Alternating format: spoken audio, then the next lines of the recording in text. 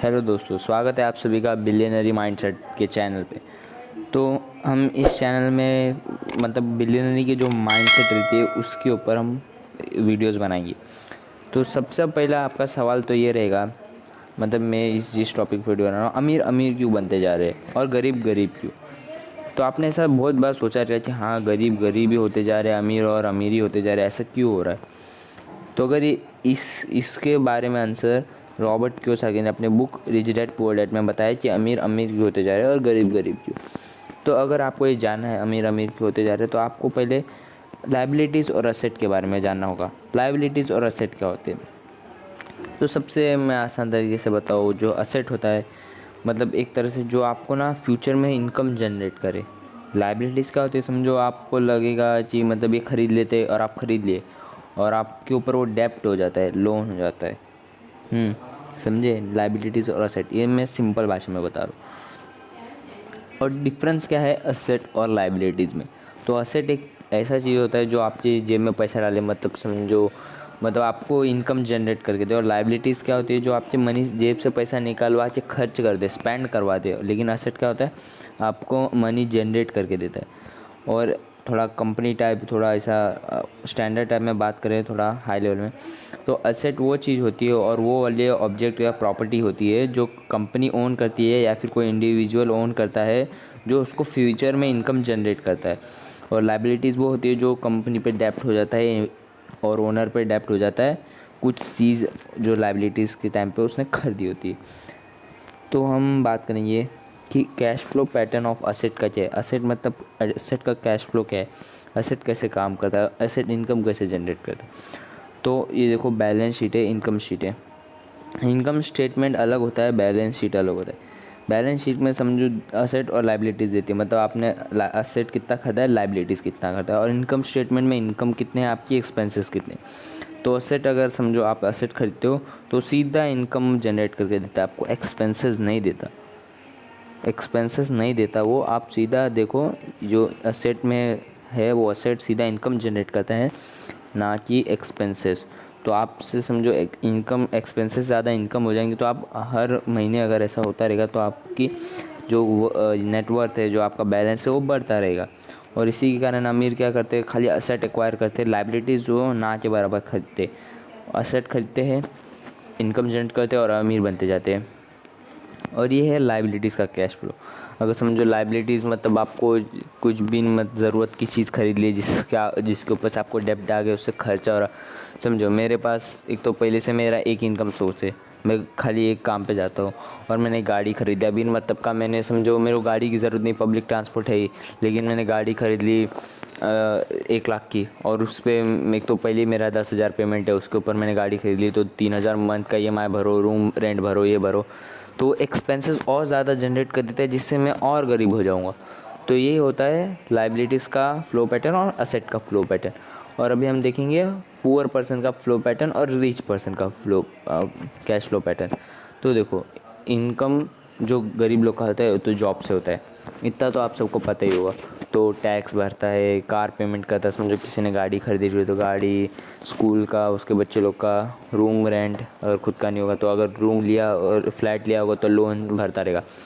और वो लाइबिलिटीज़ देखो, लाइबिलिटीज़ में क्या आ गया, स्कूल लोन, क्रेडिट कार्ड, जो आजकल के मिडिल क्लास वाले बहुत है क्रेडिट कार्ड यूज़ करते, क्रेडिट कार्ड से कुछ भी EMI पे ले लेते, जो कि उनको एक डेब्ट में डाल देता है और एक्सपेंसेस बढ़ा देता है।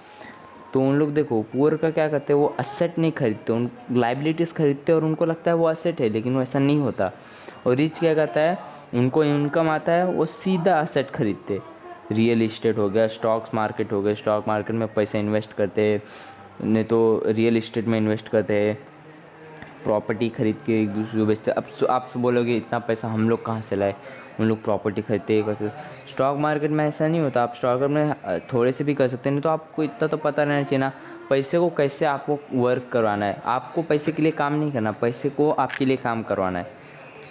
समझो, गरीब अमीर पहले से अमीर नहीं बन जाता, वो भी आपके जैसे ही होके जाता है, लेकिन वो दिमाग लगाता है, मैं भी इसी राह पे, मेरे को भी अमीर बनना है।